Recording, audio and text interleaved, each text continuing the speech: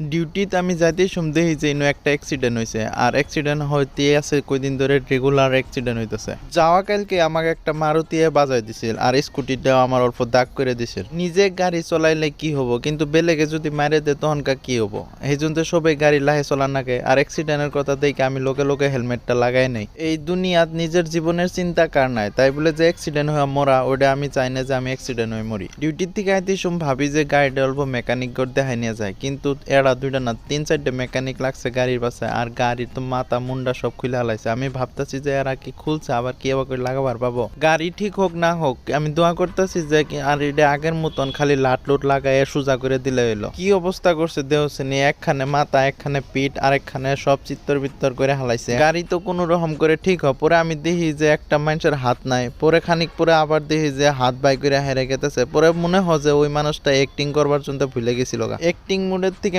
Real মুডে আয় পড়ছিল। বহুত টাইম মনে বয়েছিলাম, খিদে তো লাগবে, সেজন্য খাবার আহি আমি জি কয়টা চুল আছে ওই কটা দিয়ে আগে টাকলুটা ঢাইকে নই, তারপরে খাবার জন্য আমাকে আগে পানি দিয়ে থুয়ে যা, পানি দিয়ে থুয়ে যে কই যা, আর খাওয়া তো দেয় না। আমি পরোটার অর্ডার দেই, যদিও কচুরি আইনে দেয়। আমি ভাবলাম যে রিজিকে যেটা আছে ওটাই খাওয়া লাগে, সেই জন্য কচুরি খাইলাম, আর লাল লাল চাটনি দিছে, ভালোই লাগলো।